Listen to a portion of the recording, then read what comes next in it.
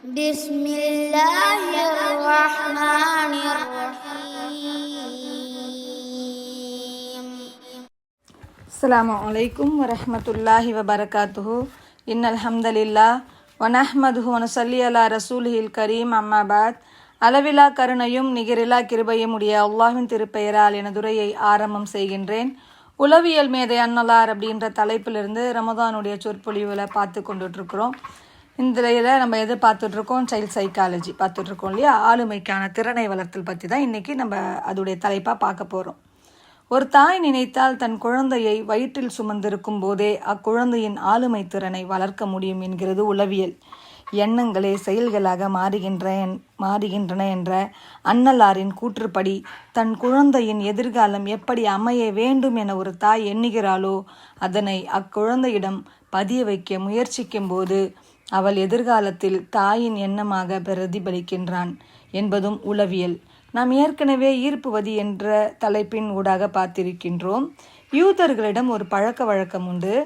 ஒரு தாய் கர்ப்பமடைந்த உடனே ஒவ்வொரு நாள் காலையிலும் கண்ணாடி முன் நின்று இந்த உலகை ஆளப்போகும் ஒரு தலைவனை நான் சுமந்திருக்கிறேன் என்று சொல்வாள்.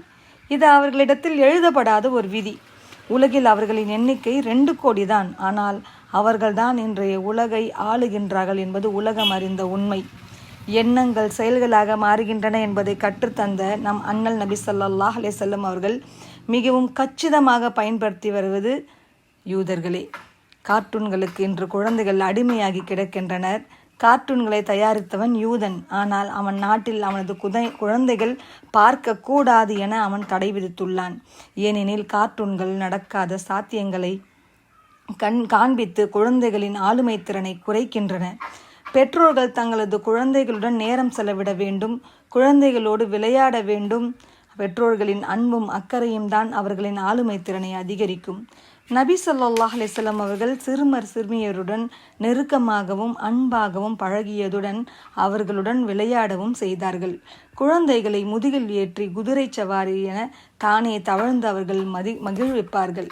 இதனால் பழக்கப்பட்ட நபிகளாரின் பேரன் ஹசன் அல்லது ஹுசைன் ஒருமுறை நபி ஸல்லல்லாஹு அலைஹி வஸல்லம் அவர்கள் தொழுகையின் சுஜூதில் இருக்கும்போதே அவர் சவாரிக்கு தயாராகின்றார் என எண்ணி அவரின் முதுகில் ஏறிய சம்பவங்களும் உள்ளன. நபி ஸல்லல்லாஹு அலைஹி வஸல்லம் அவர்கள் ஒரு மகரிப் அல்லது இஷா தொழுகையின் போது நீண்ட நேரம் சுஜூது செய்தார்கள். தொழுகை முடிந்ததும் அல்லாஹ்வின் தூதரே, என்றும் இல்லாதவாறு நீண்ட நேரம் சுஜூத் செய்தீர்கள், உங்களுக்கு வஹி வருகிறதோ என நாம் நினைத்தோம், அல்லது ஏதோ நடந்து விட்டதோ என நாம் எண்ணினோம் என காரணங்கள் கூறினர். அதற்கு நபி ஸல்லல்லாஹு அலைஹி வஸல்லம் அவர்கள், அப்படி ஒன்றுமில்லை, எனது பேரன் என் முதுகில் ஏறிவிட்டார். அவர் தானாக இறங்கும் வரை நானாக எழுந்து அவருக்கு அதிர்ச்சி ஊட்டுவதை நான் வெறுத்தேன், எனவேதான் தாமதித்தேன் என கூறினார்கள். இது ஒரு ஹதீஸின் சுருக்கம். குழந்தைகளை அச்சமுடைய செய்வது கூடாது என்பதை நபிகளாரின் செயல் நமக்கு விளக்குகிறது. குழந்தைகளுக்கு பேய் கதைகள் சொல்வது, பூச்சாண்டி வருகிறான் என பயமுறுத்துவது அவர்களின் ஆளுமை திறனை குறைத்துவிடும். சிறுவர்களிடம் ஆன்மீக ஆளுமை திறனை வளர்ப்பதிலும் அன்னலார் மிகுந்த அக்கறை செலுத்தினார்கள். எந்த குழந்தையும் நல்ல குழந்தைதான் மண்ணில் பிறக்கையிலே, அது நல்லவனாவதும் தீயவனாவதும் அன்னை வளர்ப்பினிலே. இதை அன்னலார் இவ்வாறு கூறுவார்கள்: ஒரு விலங்கு எப்படி முழு வளர்ச்சி பெற்ற விலங்கை பெற்றெடுக்கிறதோ அவ்வாறு எல்லா குழந்தைகளுமே இயற்கையான மார்க்கத்தில்தான் விலங்குகள் பிறக்கின்றன. விலங்குகள் அங்கக்குறையுடன் பிறப்பதை நீங்கள் பார்த்திருக்கிறீர்களா? முழுமையான விலங்கை அங்க சேதப்படுத்துவதை போன்று பெற்றோர்கள் குழந்தைகளை இயற்கையான மார்க்கத்தை விட்டும் திருப்பி யூதர்களாகவோ கிறிஸ்தவர்களாகவோ நெருப்பு வணங்கிகளாகவோ மாற்றிவிடுகின்றனர். இந்த ஹதீஸ் சஹீஹ் புகாரியில் 1359 ஹதீஸாக பதிவு செய்யப்பட்டுள்ளது. இயற்கை மார்க்கமாக இஸ்லாமிய மார்க்கத்தில் குழந்தையை வளர்த்தெடுக்க வேண்டும். இது ஒவ்வொரு பெற்றோரின் முக்கிய கடமை என்பதை நபிகளாரின் இச்செய்தி நமக்கு உணர்த்துகிறது. சிறு வயது முதலே பிள்ளைகளின் உள்ளத்தில் இறைவனை பற்றிய தெளிவான செய்தியினை விதைக்க வேண்டும். அப்போதுதான் அவனது ஆன்மீக ஆளுமை சிறந்து விளங்கும். சிறுவராக இருந்த இப்னு அப்பாஸ் ரலியல்லாஹு அன்ஹு அவரிடம் அல்லாஹ்வின் தூதர் ஸல்லல்லாஹு அலைஹி வஸல்லம் அவர்கள் கூறுகிறார்கள், உனக்கு நான் சில சொற்களை கற்று தருகிறேன். அல்லாஹ்வின் விஷயத்தில் பேணுதலாக இரு, அல்லாஹ் உன்னை பாதுகாப்பான். அல்லாஹ்வின் விஷயத்தில் பேணுதலாக இரு, அல்லாஹ் கண் முன்னே பெற்றுக்கொள்வாய். நீ எதையாவது கேட்பதாக இருந்தால் அவனிடத்தில் கேள். மேலும் நீ உதவி தேடுவதாக இருந்தால் அல்லாஹ்விடத்தில் உதவி தேடு.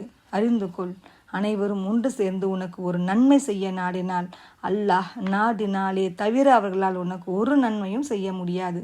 அனைவரும் சேர்ந்து உனக்கு ஒரு தீமையை செய்ய நாடினால் அல்லாஹ் நாடியதை தவிர எந்த ஒரு தீமையும் அவர்களால் செய்ய முடியாது.